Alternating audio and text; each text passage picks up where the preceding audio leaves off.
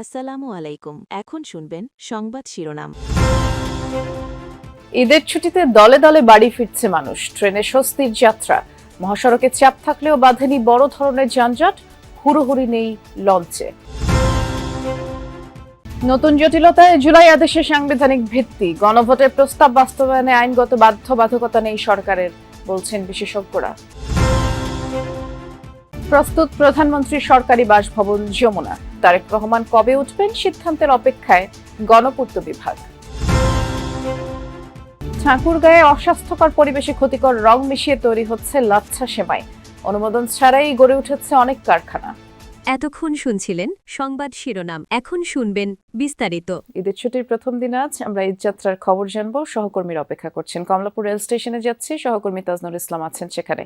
তাজনুর, এখন পর্যন্ত যতগুলো ট্রেন ছেড়ে গেল সেগুলোতে যাত্রী চাপ কেমন ছিল এবং বিকেলের শিডিউলের অবস্থা কি একটু বিস্তারিত করে জানাবেন আমাদের। কমলাপুর থেকে আগের ঘন্টায় চলে এসেছি বিমানবন্দর স্টেশনে। বিমানবন্দর স্টেশনে কমলাপুর থেকে ছেড়ে আসা বেশিরভাগ ট্রেনই বিমানবন্দর স্টপেজ দিয়ে তারপরে অন্য গন্তব্যে যায় আসলে, এবং সেই অর্থে বিমানবন্দর স্টেশনের চিত্রটি আপনি খুব পরিষ্কারভাবে দেখতে পাবেন যে প্রচুর মানুষ আসলে এখন অপেক্ষা করছে পরের ট্রেনটির জন্যে। তবে সেই চাপ যে খুব বেশি রকমের কিংবা অন্য সময় আমরা যেমনটি দেখি যে একেবারে তিল ধারণের ঠাঁই নেই, সেরকম পরিস্থিতি আজকে সকাল থেকে অন্তত কমলাপুর কিংবা এই বিমানবন্দর স্টেশন কোথাও আমাদের চোখে সেই অর্থে পড়েনি। বরং যাদের টিকিট রয়েছে, যারা সেই অগ্রিম টিকিট কাটতে পেরেছিলেন, কেবলমাত্র তারাই প্ল্যাটফর্মে আসতে পারছেন। কেননা এই পর্যন্ত পৌঁছতে হলে তাদের 2 ধাপে চেকপোস্ট পার হয়ে আসতে হচ্ছে, যার ফলে টিকিট ছাড়া ব্যক্তিদের এইখানটাতে পৌঁছতে পারা বেশ খানিকটা দুঃসাধ্য ব্যাপার। শিডিউল নিয়ে কোনো রকমের কোনো ঝামেলা অন্ততপক্ষে সকাল থেকে হয়নি। সবগুলো ট্রেনই সঠিক সময়ে ছেড়ে যাচ্ছে। যদি খুব দেরিও হয় সেটি হয়তো কোনোটা 5 মিনিট, কোনোটা 10 মিনিট কিংবা খুব বড় জোর 15 মিনিট। আর সেটিকে আসলে যাত্রীরা খুব বেশি ভোগান্তির বিষয় বলে মনে করছেন না, বরং স্বাচ্ছন্দ্যের সাথে তারা তাদের যেই নির্ধারিত আসন সেখানে চড়তে পারা, তারপরে গন্তব্যে যেতে পারা, সেই বিষয়গুলোকে তারা গুরুত্ব দিচ্ছেন। একই সঙ্গে যেহেতু ছুটির বলা যায় যে আজকে প্রথম দিন, সামনে আরও অন্তত 2 দিন মানুষজন বিভিন্ন গন্তব্যে যাবেন, সুতরাং খুব যে চাপ এবার হবে এরকম একটা লম্বা ছুটির কারণে সেটি অন্তত রেল স্টেশনের আজকের যে চিত্র এখন পর্যন্ত মানে দেখা গেল, তাতে সেরকমটি মনে হয় না যে খুব বেশি মানুষের চাপ এবার ট্রেনে অন্তত হবে। বৃষ্টি, আমরা দেখছিলাম বিমানবন্দর রেল স্টেশনের যে খবর আমাদের জানাচ্ছিলেন সহকর্মী তাজনুর।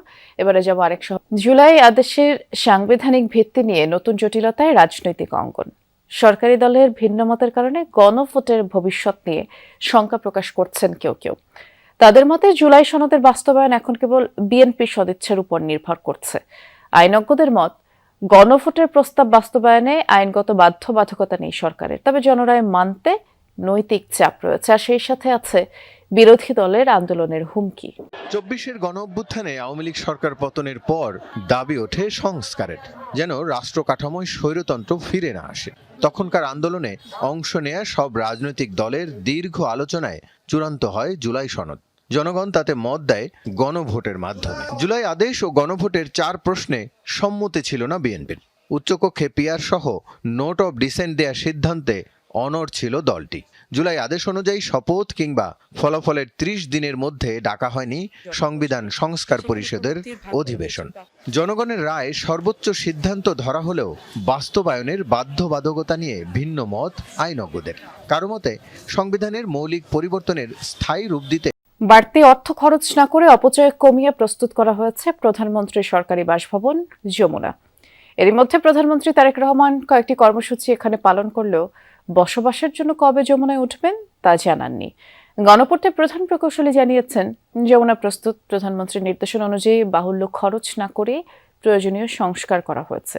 অন্যদিকে ঈদের পরপরই প্রধান বিরোধী দলীয় নেতা ও মন্ত্রীরা তাদের জন্য প্রস্তুত বাসভবনে উঠতে পারবেন বলে জানিয়েছেন গণপূর্ত বিভাগ। সহকর্মী রাজীব আহমেদের রিপোর্ট। প্রধানমন্ত্রীর বাসভবন গণভবন এখন জুলাই জাদুঘর। বিকল্প হিসাবে আছে মিন্টু রোডের রাষ্ট্রীয় অতিথি ভবন যমুনা, যেখানে ছিলেন প্রধান উপদেষ্টা ডক্টর মোহাম্মদ ইউনূস। জাতীয় নির্বাচনের পর 28 ফেব্রুয়ারি যমুনা ছেড়েছেন তিনি।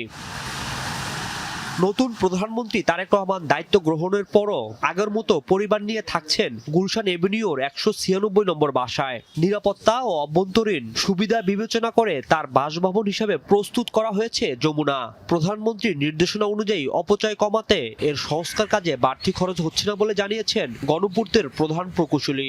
তবে প্রধানমন্ত্রী তারেক রহমান যমুনায় কবে উঠবেন এর চূড়ান্ত সিদ্ধান্ত এখনো পায়নি গণপূর্ত বিভাগ। প্রধান প্রকৌশলী জানিয়েছেন যখনই নির্দেশনা পাবেন সেই অনুযায়ী প্রস্তুতি নেওয়া আছে। অন্যদিকে ঈদের পরই প্রধান বিরোধী দলীয় নেতা জামায়াত আমির ডাক্তার শফিকুর রহমান উঠবেন মিন্টু রোডের সরকারি বাসায়। প্রস্তুত আছে মন্ত্রী প্রতিমন্ত্রীদের বাসভবনও।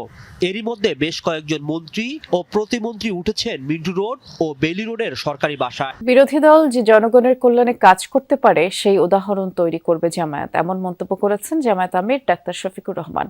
সোমবার চীনা দূতাবাসের সহায়তায় ঢাকা 15 আসনের নিম্ন আয়ের মানুষদের মাঝে ঈদ সামগ্রী বিতরণ অনুষ্ঠানে তিনি এমন মন্তব্য করেন। জামায়াত আমির বলেন, দেশের ঘাড়ে আধিপত্যবাদ চাপিয়ে দেওয়া হলে এমন কিছু মেনে নেওয়া হবে না। তিস্তা প্রকল্প বিষয়ে বলেন, তিস্তা বাস্তবায়নে দেশের মানুষের প্রয়োজনে যে কোনো কিছু করতে প্রস্তুত জামায়াত। বিগত দিনে বাংলাদেশের জনগণের জন্য চীনের নানা উপহার হাইজ্যাক করা হয়েছিল। চীন বিগত দিনের চেয়ে আরো বেশি এদেশের মানুষের পাশে দাঁড়াবে এমন প্রত্যাশাও ব্যক্ত করেন তিনি। ঠাকুরগাঁয়ে ঈদ সামনে রেখে নোংরা ও অস্বাস্থ্যকর পরিবেশে তৈরি হচ্ছে লাচ্ছা সেমাই। বিএসটিআইয়ের অনুমোদন ছাড়া ব্যাঙের ছাতার মতো গড়ে উঠেছে নিম্নমানের সেমাই কারখানা। ভোক্তারা বলছেন, নজরদারি না থাকায় রং আর কেমিক্যাল দিয়ে অসাধু চক্র তৈরি করছে এই নিম্নমানের খাবার।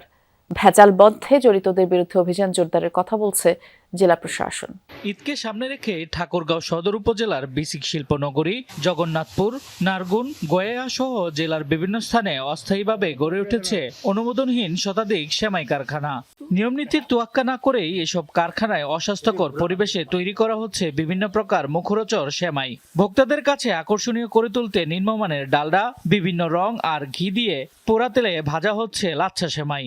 এমনকি কারিগররাও মানছেন না স্বাস্থ্য সুরক্ষার বিধি। অন্যদিকে সাদা সেমাই উৎপাদনের পর শুকানোর জন্য ফেলে রাখা হয়েছে খোলা আকাশের নিচে নোংরা পরিবেশে।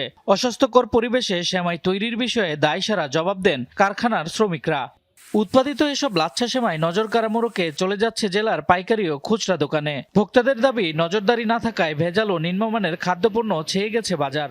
সেমাই তৈরির জন্য যেসব কেমিক্যাল এবং রং ব্যবহার করা হচ্ছে তা স্বাস্থ্যের জন্য ক্ষতিকর, যা মানুষের পেটে গেলে ক্যান্সারের মতো মারাত্মক রোগ হতে পারে বলে জানান চিকিৎসক। ভেজাল ও নিম্নমানের খাবারের বিরুদ্ধে নিয়মিত অভিযান চালানো হচ্ছে বলে জানান প্রশাসনের কর্মকর্তারা। প্রশাসনের চোখকে ফাঁকি দিয়ে গড়ে ওঠা ভেজাল লাচ্ছা সেমাই কারখানা বন্ধে দ্রুত প্রয়োজনীয় ব্যবস্থা নেওয়ার দাবি জেলাবাসীর। নির্বাচিত সরকারের দায়িত্ববোধের জায়গা থেকে উন্নয়নমূলক কাজ করা হচ্ছে বলে জানিয়েছেন সড়ক পরিবহন ও সেতুমন্ত্রী শেখ রবিউল আলম। সকালে পটুয়াখালী গলাচিপায় হরিদেবপুর খেয়াঘাটে রাবনাবাদ নদীর উপর সেতু নির্মাণের ভিত্তি